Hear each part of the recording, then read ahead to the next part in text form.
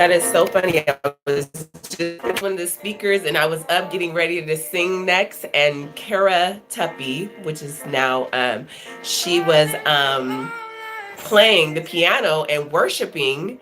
And I was so moved, I couldn't focus on my message I had to teach next because it was so great. So I was just thinking of you, Joni. So I love you. I need to see you. It's been so long.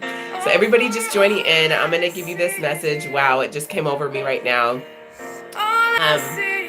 I'm supposed to be getting ready for my seminar at 6:30, which I really am going to, but I was just sitting here and I had the best thought right now. So if you've been a single mom, if you've been a young mom, if you've been a young parent, I just want to encourage you. I was just sitting here thinking of when my daughter was little, and you guys, for many of you may or may not know, I had gotten married like twice before I was even 19 years old. So here I was, 18-year-old mom, and my daughter was so amazing. Like, she caused me to grow up, and like God gave me the best kid. And it was so amazing because I remember, like, on day 2 she was awake and I'm up at 5 in the morning, and I'm this young breastfeeding mom and I'm trying to figure it all out, and she's just so good, and she's watching The Last of the Mohicans, I remember. And I was just looking at her, and I had said, okay, well, I stopped working, I just graduated from high school. 10 days after graduation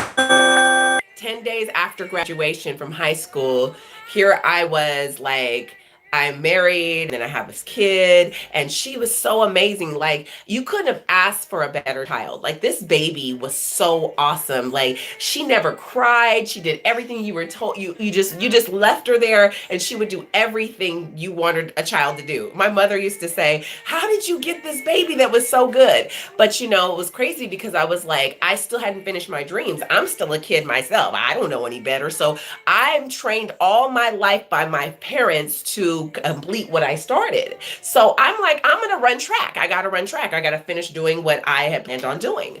And so it was so awesome because I contacted the coach at this community college and I was like, hey, I was going to go to University of Texas at Austin. My plans changed. So I just had to alter my path a little bit, but I still was in the right mindset because my dad had instilled it in me. So here I was going to go to the school. I called the coach and I was like, hey, I used to be state champion, blah, blah, blah. He gave me a scholarship on the spot. So first I made a phone call at 18 years old. And so during this time, so I'm like, I'll come to school in the fall. So I have like 7 months to go. So I started my own business as a childcare provider in the home as a young mom. Here I am with this baby. I'm full on breastfeeding. Like, I didn't even give her a bottle for like the first 5 months of her life because I didn't know any better. I just saw my mom, so I was like a right now mom. And so I was like paying off stuff, and I was getting my car and getting my furniture and all this stuff. I'm just doing.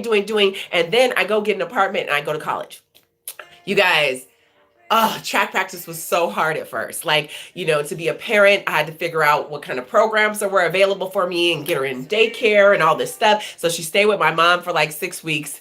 And it was so funny because my mom thought I was going to leave her there. And for all the kids are like, oh, I have a baby, I can't do this. I have a baby, I can't go to school. I never one time thought I couldn't go to college because I had a baby. Because my friend, Jenny Folk, oh my goodness, I will never forget her. We were in high school and she's this beautiful blue-eyed, dark, beautiful, long hair. Like, I show a lot of pictures of Jenny because we're still like this type of friends. Like, we loved each other the second we met each other. And so when I was a sophomore, she was a senior, and she had a baby already, and she was running track. She'd be at track practice, but she was responsible. She did all her stuff, and it was amazing. So here's Jenny, and I will never forget at our senior meet, she had to run the 400, which if you know anything about the 400, it's a lot.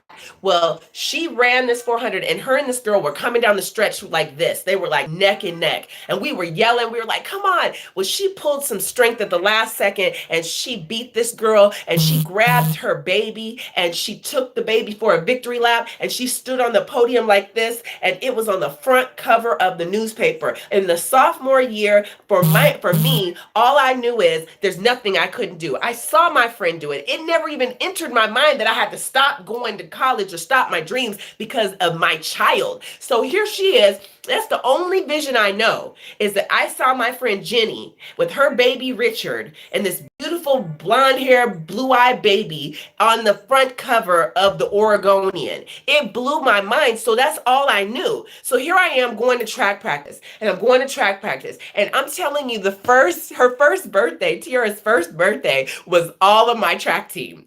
Everybody on my track team, when we were listening to I Love It When You Call Me Big Papa, like Biggie was the guy and everything was Biggie and Wu-Tang, and so here I am, and me and Jason, her dad, were there, and all of our friends, and she was learning how to walk. And I remember she had these pigtails and this jumpsuit on with this white collar, and she was so amazing, and everybody was passing her around and they just loved on her, and we're like, this baby was at every practice. And I remember I made a sacrifice. I just want you to know, like, she grew up with me. Like, this kid is amazing, you guys. She's gonna be like, my mom's showing pictures of me. Here she is at Japanese immersion school, and here she is like with her little sister when her sister finally came, and she was like the greatest kid. And so I just walked around the house right now and I was pulling pictures of her because she was like the best baby. Like, you would not believe how amazing this kid was.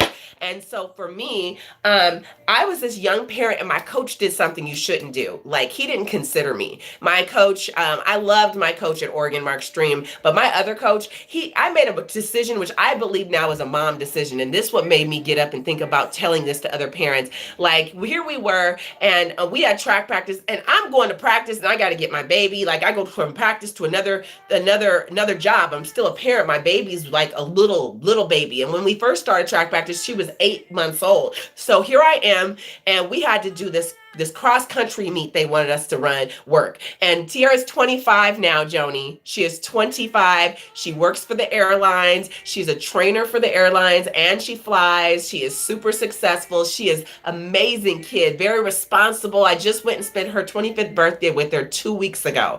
And so how amazing is this kid? So she ends up I'm holding her, and I have to be at this meet like everybody else because we had to work the meet. But my boss had a baby that was the exact same age as my baby, but his wife was on the inside. If you know anything about Oregon, it's cold, it's rainy, and it's wet. So I'm out here. I have to be out for 8 hours, and I'm walking around the track, and now my baby fell asleep, and I'm like, she's heavy, and I've got her, and she's like, you know, when the baby falls asleep, they're just like this, and I'm just like, oh my goodness. And I remember my coach's baby was in the inside, and he had his baby in the playpen with his wife. He never said, hey, Taryn, you know, you can just take your daughter in there and let her lay down. My wife's in there. He was just like, didn't care. So what I did was, I'm carrying my baby. I just made a decision. I was like, I'm going home. I am a parent. I'm 18 years old. I think I just was turning 19. My baby's sleepy, and I'm not sticking out in this rain so my child can get sick. I don't know where coach is. So I left.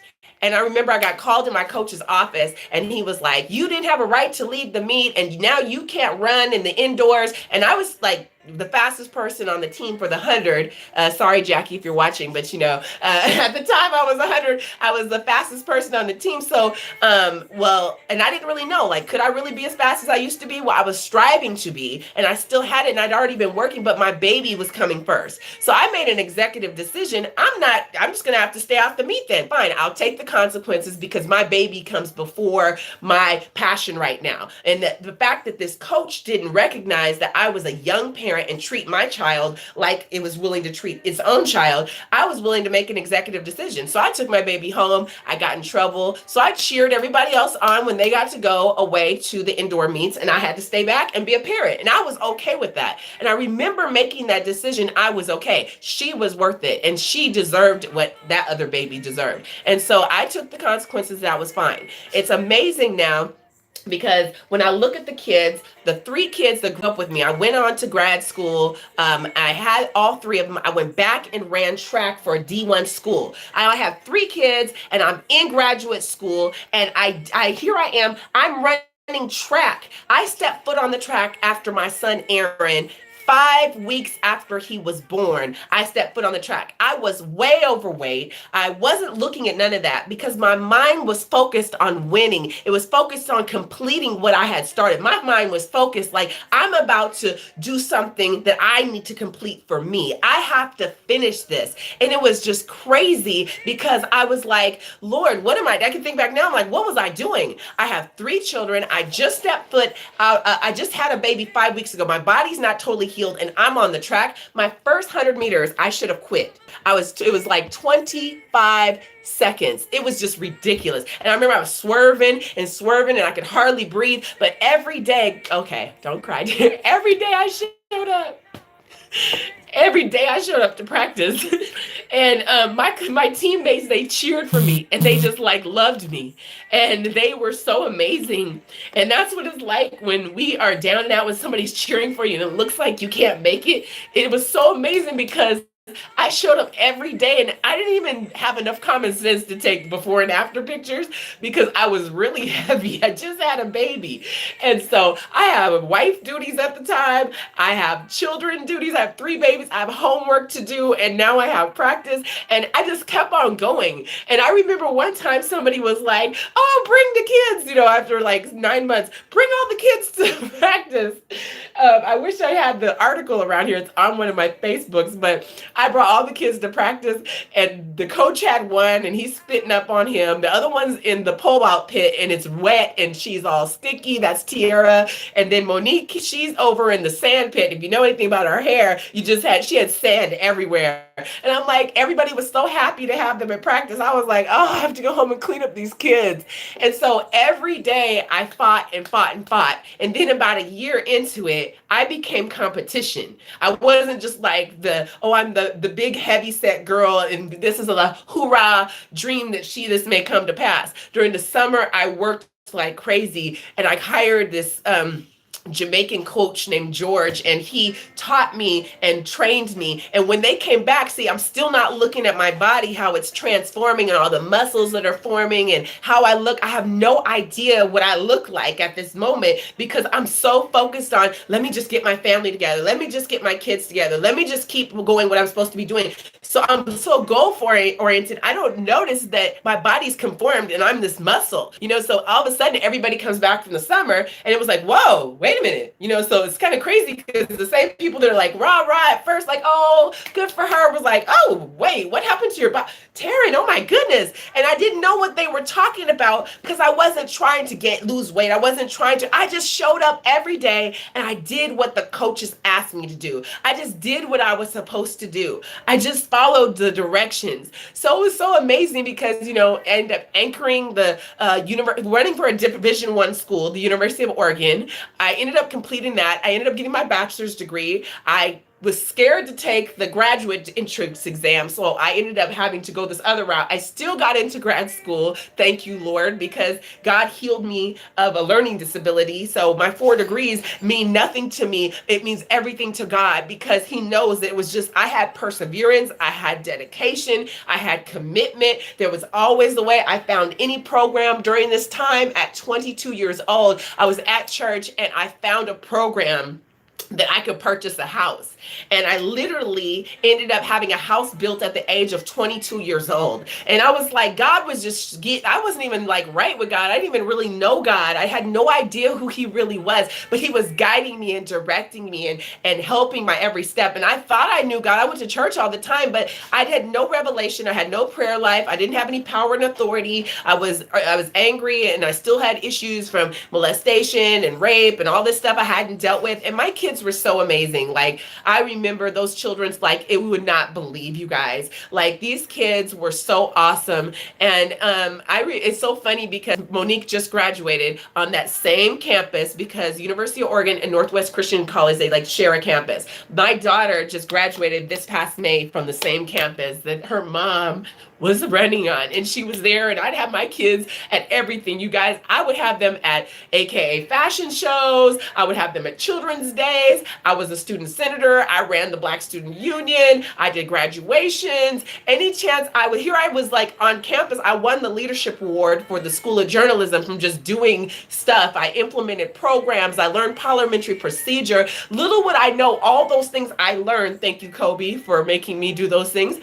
That I would be doing conferences and having to learn how to do all these things later on. It was all preparing me. It was all keeping me. So, when people say, how can you do all this? Well, the truth is my parents had 4 more kids after I was 10 years old. And I remember complaining about having to help them and still do homework and having to go to school and going to church and everything. But that's exactly what my life was. It was setting me on a pace. It was preparing me to keep going. It was preparing me to persevere. It was teaching me not to quit. It was teaching me to be our team player. It was teaching me to take care of somebody else and their well-being. Like, poor them, they had to grow up with me. So I was like probably a meaner mom they say I was much more mean than I am to my boys now. They say I'm a pushover, but they're so organized to this day.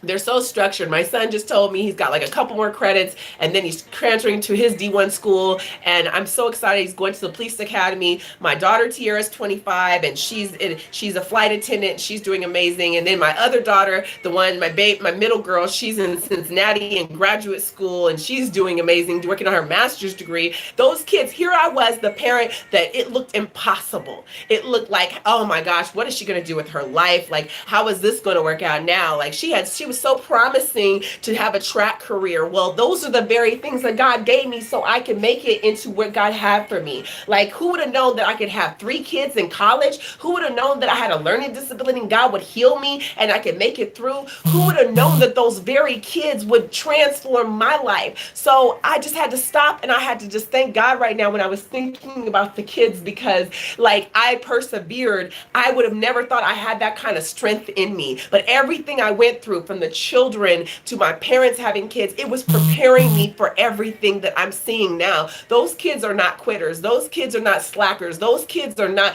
they're diligent, they're consistent. They watched their mom go through. They watched me be active in church and active on campus and active here and helping people. And then my daughter was like, and you took in this one and that one and kids on the street, and I was feeding people. The kids remind me about that all the time because I saw my dad always helping people. And so if you're a parent and you're like, how am I going to be a better parent? I always felt like I'm a terrible parent. Like I just did. But you ask the kids, they were always provided for. You remember, Sarah? The kids would be everywhere with us. Like, I would feel like, what am I doing? My son was bouncing off the walls and everybody says, that's the same kid. He's so calm. Yeah, Aaron's really calm. He's super calm and he's real cute. The kids are all successful. So when I look back now, here I was, an 18-year-old mom, then 22-year-old mom with 3 kids, in school, make it to grad school, still finish Division I school. Everything happened for a reason. I wouldn't change any of it.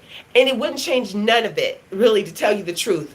All of the hurt, all the pain, all the stuff I went through, I look at how successful those kids are now, and they knew their mom wasn't a quitter. They knew I was fearless. They knew that I was going to make it happen. They knew I was going to get it done. They knew whatever it took, I was going to make sure that I was there for them. So when I made stupid, silly mistakes, I learned to go back and say, I'm sorry. I learned go back to tell them, like, sorry, you guys. So I always tell Tiara, like, babe, I'm so sorry. Your mom was young, and you had to grow up with me as I grew up. So as I was sitting here, I was just thinking about these kids and thinking, like, this is such an amazing moment for me because I get to see all 3 of my kids are over 20. Aaron will be 21 in a couple weeks, over 21, successful, but they had to see it done and modeled before them. And if you train up children, they will do exactly what you train them to do. Train them up in the way that they'll go, and they were older, they would not depart. And the last year, Tiara was making me feel it was so funny. She was messaging me about her roommates, and she's like, Mom, it's Saturday morning. They don't know how to get up and clean on Saturday mornings, and that was our thing. Like every Saturday morning, no deep cleaning. You turn on the music. We can't go anywhere till we take care of it. Now we can go play. We work so we can play hard. We got to work hard. We can play hard. Ha ha. I'm the drill sergeant because I was about being consistent and dedicated and committed. And I wanted to instill that in those kids. But here I was, an 18-year-old mom, and I didn't have to stop going to school. I didn't have to quit. So I hear these people like, oh, you have a baby, now your dreams are on hold. Who says that? That's a lie. Don't go with what people say. Oh, you're never going to be able to. Those nevers, I did everything they said I could never do. And one day I was getting into the elevator in my loft, And my dad was getting in with me. I looked at him, I said, Daddy, did you ever think that I was going to accomplish the things I accomplished? And he said to me, well, and I saw the stuttering in him. He was like, "Well, we just didn't know." And at least he was honest. He's always honest to me. He'll tell me the truth. He didn't think it didn't. People didn't think it was possible. But in my mind, I never, ever, ever thought it wasn't possible for me to make it out. If there's anything that I knew I wanted to put my mind to, I knew I was going to figure out how to make a way. That God was going to show me the right path. He was going to send the right people. That He put those desires in my heart, and it was going to come to pass. And so all I had to do was focus and do my part. And so I saw that. Then I talked to one of my coaches, and I was like, "Hey, coach, did you think when I said I was going to come out?" What was really funny is I was like supposed to come back out for track, and I ended up going to get my wisdom teeth taken out, and it counteracted my birth control pills, and that's how Aaron got here. I was like, "This is the dentist's baby. He needs to pay child support." So the dentist, it's his fault. So anyway, I was pregnant, and so while I was pregnant, all I could think about, I said, "Coach, I'm still coming out." And he was just like, "Mm-hmm, mm-hmm." And he told me later on, he was like, "She's not coming out." So the first step was showing up. I showed up 5 weeks after the baby was born. He was born on November 23rd, and we had track practice on January 5th, okay? So here I am. I showed up on January 5th to practice, and that was when the real stuff began. It hurt, yes. My team had to cheer me on like you would not believe. We'd be running 600 meters in the rain, all kind of stuff all over me. We got hats and rain gear, and I mean, I hated running distance, and it would take me forever, and I would stay out there. It took me longer than other people initially, and I just stayed with it. Warm up was a mile, cool down was a mile. I'm running 2 miles just to warm up and cool down, and then we have to practice. Then we had weightlifting too. You know, it was like crazy, and so I never once thought about, the pain. And I don't even remember if I thought about quitting, because the passion was so much. The passion was driving me. The desire to finish was driving me. The ability that I knew was in me, that no fear that God gave you, was like, I'm getting where I said I was going to go. I'm completing this project. I have to finish what I started. The athlete in me would not let me stop. So when I had to push past the pain, when I felt like I wanted to quit, some team member would come and just run with me. Man, I remember the time they would run with me and cheer me on when I wanted to quit. Like, if we could just do that for one another. When I didn't look like competition, it was like I was competition in the making. And it was so hard. Yes. Wow, Joni, you were? So I just wanted to tell you guys, like, God is so good. Like, don't let anybody tell you what you can't do. Don't let anyone tell you that you're too old, that you're too young, that there's no way, where you came from. Look, you can break every generational curse. And so, as a parent, for me, I grew up then, I got saved really at 25, and I was like, let me break these generational curses off the kids. I was like, none of these children will have kids out of wedlock. None of my children will go through divorce. And I began to decree it over their life. I would say things, my kids get up in the morning, they're saying, I am this, I am powerful, I am anointed, I am successful. If I brought my boys in here right now, they could tell you what they are. They rebuke the things that try to come against what God has designed for their future. And I began to tell them, I told my son one day, I said, son, I don't care if somebody calls you stupid. I said, you are not stupid. I said, you are 10 times better. You are beautifully and wonderfully made. You are anointed to prosper and to succeed. You have the mind of Christ. There is no lack in you. And if anybody comes to say something, you don't receive any negativity they speak over you. So when they were speaking negativity over me, even when my parents didn't know, they would speak negativity. I had to rebuke those things. They cancel them over my life because they had power. Their words were powerful over me. And some of you need to turn and rebuke some of the things they spoke over your life and begin to decree over your kids and begin to say what it will be and begin to say what it will not be. Put the restrictions on the enemy that he cannot have what is yours. He cannot pass to your seed. The poverty and lack cannot follow you, and that you will have goodness and grace and mercy to follow you. They will chase you down all the days of your life. I've never had lack. Whenever it even looked like I was lack, God began to prosper. He began to make a way out of no way. When it seemed like I was going down, I was telling you this morning that Joni Ames prophesied that my ministry would leave. She's on the line right now. She can confirm this. She told me, pulled me aside, and she told me that not only that, my husband was leaving. You think Yes, a prophet will tell you some good and some bad and some things you need to hear. God was protecting me. She can tell you and confirm it. She told me that I was going to go through, but God, her words were, God doesn't want you devastated. You're going to find out about this, that, and the other. And she pointed out to me the people that were right next to me that were going to leave. And I'm like, no, not that one. No. I was like, is anybody left? Is anybody faithful? See, because we had the 6,000 square foot loft. She's been to my house. Pam's been to my house. I mean, they can confirm. I had houses and cars and whatever. They watched me bounce back. They watched me go through. And God made a way out of no way. God gave me a business out of all of that. Would look like it was going to be destruction, was the biggest blessing in my life. He gave me a business. He gave me the prophetic things he said. I mean, it was the most amazing thing that could happen, but seemingly so devastating in my life. What great things can come out of a divorce? What great things can come out of people leaving? Yes, because if you're great and greatness is in you, anywhere they put you, you're going to bloom where you're planted because you have resilience, you have dedication, you have commitment. You know your God, and he will do great and mighty exploits. And as long as you are in him, no weapon formed against you shall prosper.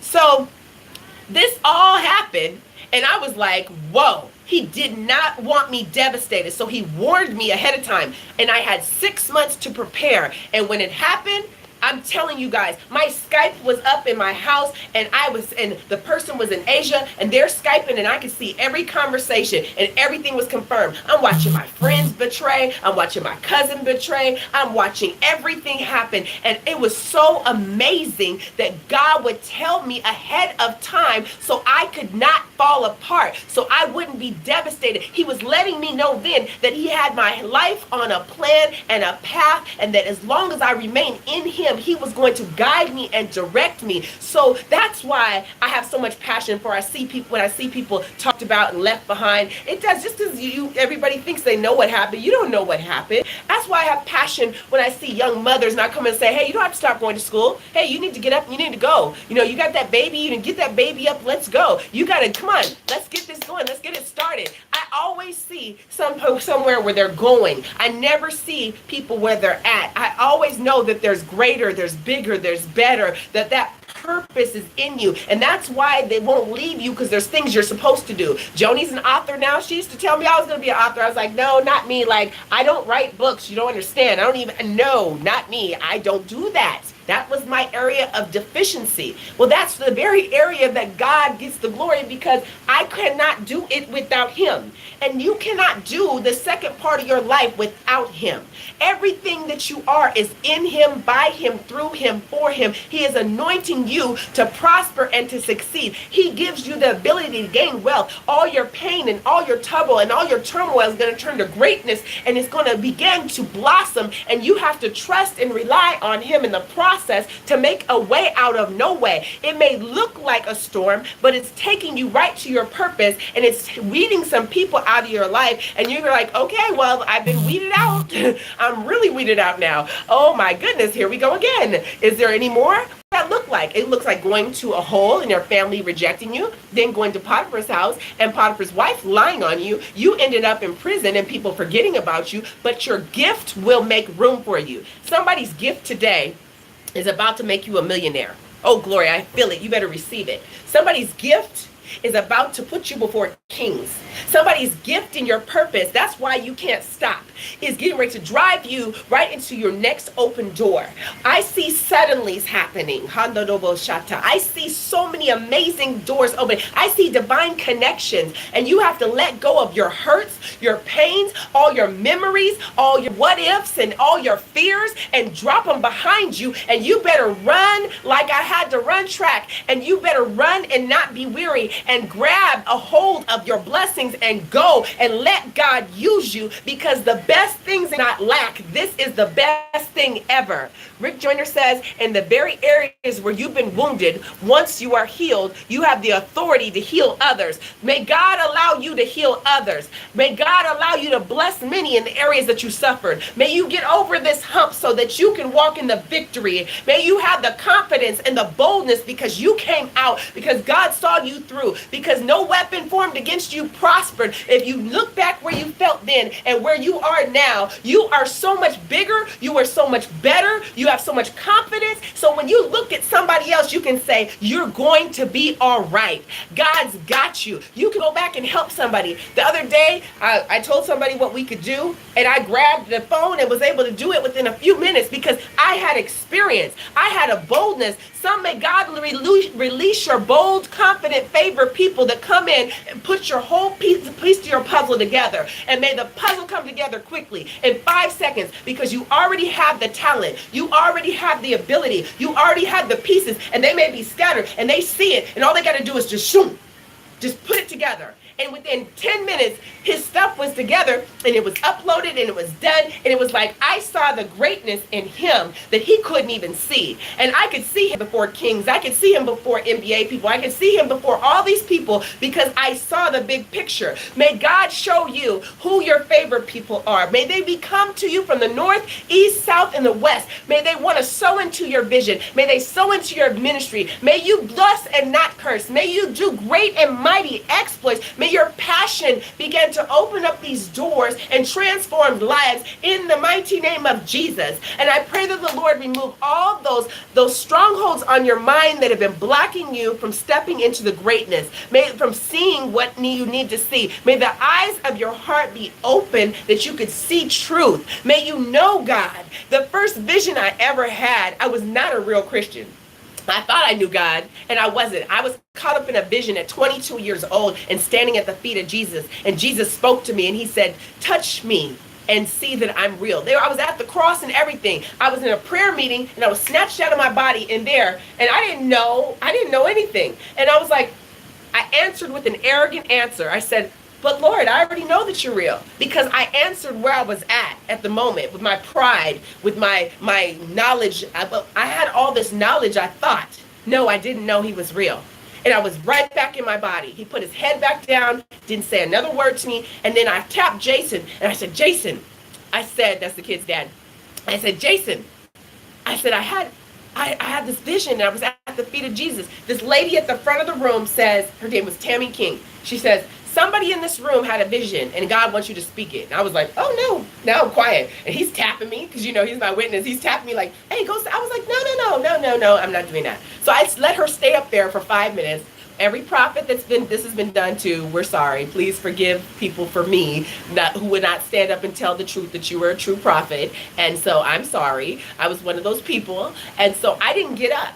So we were leaving, so like 500 people are leaving. She's standing at the door. I'm walking by, and she's the prophet, and she says, it was you that had the vision. And I was like, oh, yes, it was me. I didn't know what to do. So God, after that, it wasn't until 3 years later that I really got saved. It wasn't until 3 years later that I found out my power and my authority and who Jesus was. It wasn't until 3 years later that God dealt with my mouth. It wasn't until 3 years later that God started dealing with my rape and molestations and hurts and pains and my insecurities and all my disabilities and what I felt was me, I, and all my strongholds. He took this mind and he gave me the mind of Christ Jesus. He took that word and he put it in my heart. He took the word and he put it on my mind, and it came out of my mouth. I read it, I studied it, and then the gifts of God began to manifest in me, and then I began to do great and mighty exploits, and then the kids started laying hands on the sick and they're recovering. The kids are confessing. The kids are hearing God. I remember my daughter Tiara was like, Mommy, God told me to tell you. She's 5 years old making a peanut butter and jelly sandwich.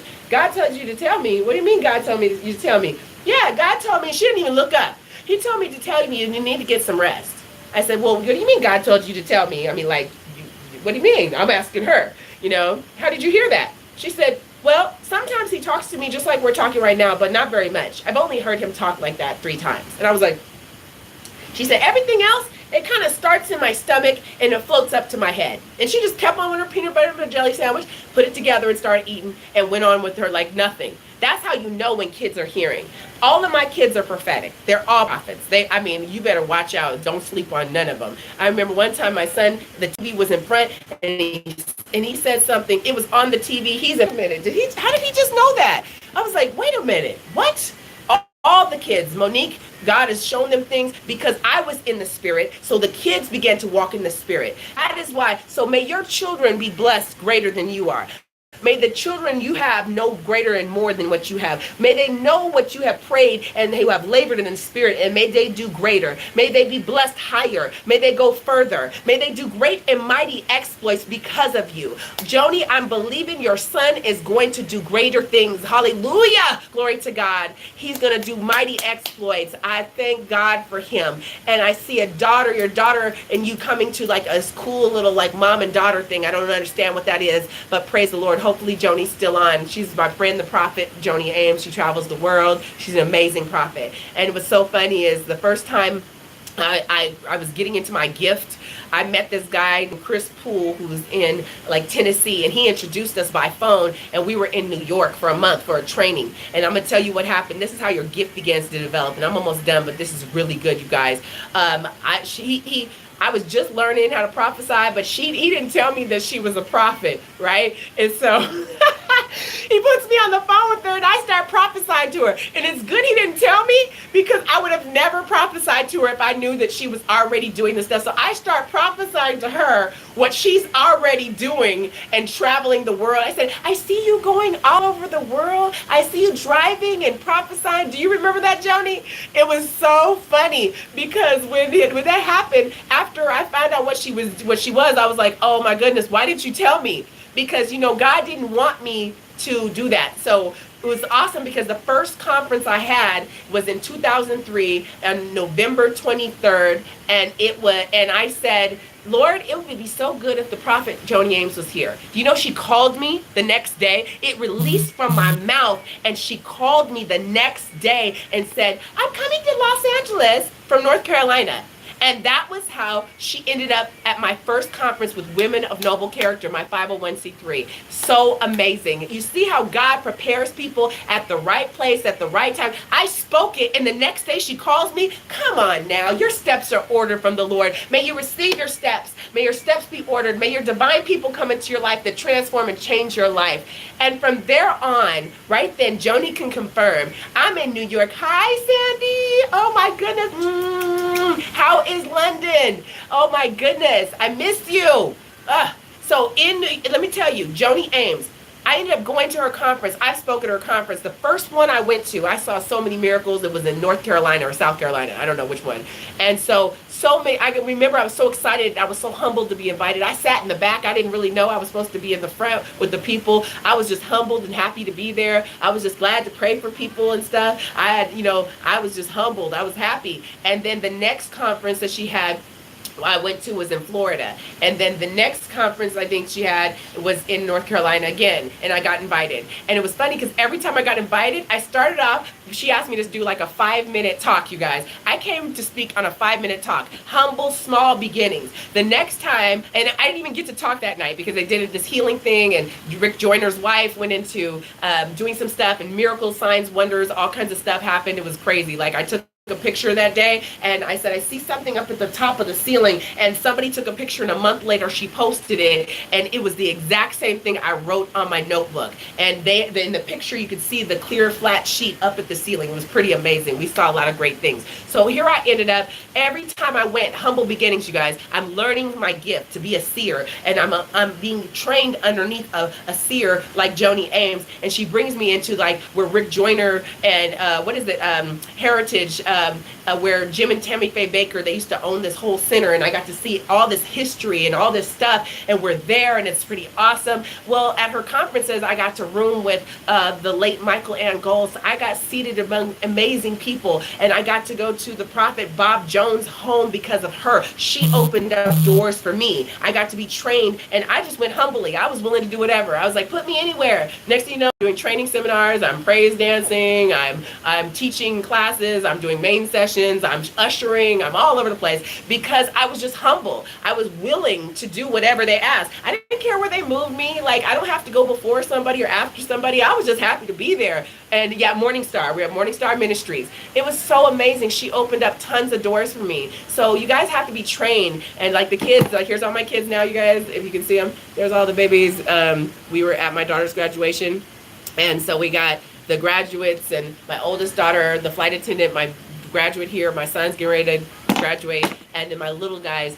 God is training the young people training the parents. I was being trained as a parent to be a young parent. We're training, learning humility, love. Put on your whole cloak of humility. They ask you to go get water, so what? If they ask you to do things, just gleam off of their anointing. Like, it doesn't matter. There's no big eyes and little U's. I have to be seen. Like, you don't have to be seen. Just be glad. Like, every time they wanted to move me around, I was like, whatever. I was like, yeah, cool. Like, we'll do whatever. I didn't care if they needed me to run to the store. You just go. Like, it's in those moments that God makes you. And I love that, because in my training moments, I'm so fearless with things. Like, I know God's going to make a way. I know things are going to happen. I know I have a favor person coming. I know finances are coming. I know that if I speak it, it's going to manifest. And so I'm speaking those things, calling those things that be not into existence, and watching things prosper and succeed. So I want to encourage you guys today, whether you're a young parent, whether you're in ministry, whether you're training, whether you've been hurt in ministry. We've all been hurt in ministry. We've all been hurt by parents. We've all had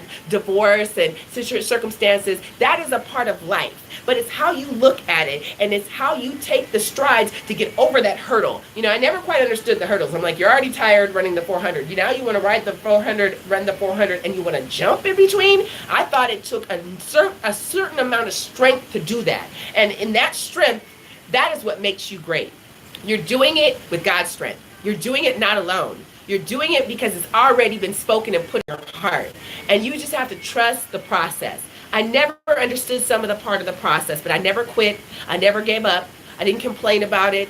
If I did, I had to wipe my little tears up real quickly, and I had to get back on my horse, and I had to figure it back out, because I'm not a quitter, and neither are you. We're not giving up. We don't give up. No retrieve, no surrender, no quitting, no quitting. Just stop quitting. Just say yes. Just say yes, yes, yes. Yes, I'll go where you want me to go. I'll do what you want me to do. He's going to make a way. Just take it and put one foot in front of the other and keep moving forward. Look for programs, and look for your people, and look for situations, and work with your own hands and make something greater. And God will send the right people. He will attract the right people. Thank you, Cassandra, for getting on. I love her. Like, if you attract people like my sister, my Jewish friend that I love so much, and so you learn greater things. And when you get to a place where you learn too much, now it's time to learn more. So you need 5 other stronger people that know things that you don't know, so you can glean and learn from, so you can always be evolving and learning. That's the Japanese word kaizen. You're always moving forward. You're always growing. You're becoming the better version of you. Your good gets better, and your better becomes your best. So we won't be hanging out in the acceptable will of God. We are hanging out in the perfect will of God. The people connected to us are all moving forward. It's not you just giving them encouragement, but they encourage you. It's not you just helping them, but we help one another. It's not you sowing into my life. It's me sowing into your life. It's me giving to you. It's me blessing you. So we bless one another, because we all need each other. I need you, and you need me. And that's just the way God made it. It's going to bless you. If your blessings are coming, they're going to come through a person. And God will send a person to bless you. If your curses want to come, the enemy wants to send somebody to take you off track, he sends a person. So we have to allow God to send our favorite people. And I pray that he remove every hindrance, every delay, every counterfeit, everything that's not supposed to be there. Just move out of your path. We speak it in the mighty name of Jesus. And I pray that you are blessed by this message. My daughter's going to be like, Mommy, what were you doing? So I love her. And so God bless you guys. I have a seminar, my deliverance training seminar, in like 30 minutes. And I'm been on here with you guys for 43 minutes. I love you, Joni. I have to see you soon. I'm going to make a point early next year to come see you. I'll be flying again next year. So my parental flying rights are back. So I can come next year and fly away. So I'll come see you. And so we have to do something. We have to get Joni to come out to LA again, because she's mighty and awesome woman, and so humble and so loving, but so much to impart. So, and she has a new book that's out. Can you post your book, Joni, so I can promote your book, please? Because I got to promote your book. So she has a new book. You want to get her book, and she writes for the Elijah List. So if you guys know anything about the Elijah List, you need to get connected, all right? That's what we want to do. We want to support one another and bless one another. So if you guys want to come to our encounter, it's in December. We have some amazing people coming. So we do our encounter every year. So that's coming up really quickly. And I want to let you guys know we have our deliverance training seminar that is nationwide. So I've got a lot of people from the UK and a lot of people from Florida. I don't know what's going on in Florida. I think I'm going out there. I will text you my address. Yes. And so I'm going to start promoting her book too, because this woman has a word and she has so much wisdom. I love listening to all her stories. Okay. So I love you and all of you guys who are on. If God has touched you and you want to sow into this ministry, you can go to lifelinetnt.org and you can sponsor somebody to come to our conference or even our upcoming food drives and stuff that we have and Christmas things that we have going on. But we pray for each and every one of you. So if you inbox me, you know you get a prayer back. So you know how that works. So I love you guys. Have a great and awesome day. And God bless you. I am TNT, throwing out the lifeline about purpose and prosperity, wholeness, and not quitting. Thank you, Tiara, for being an amazing dog and coming into my life 25 years ago and making me the mom that I am. You were my first child and you changed my life forever. And I'm forever grateful. And you were so wonderful. I love you. God bless.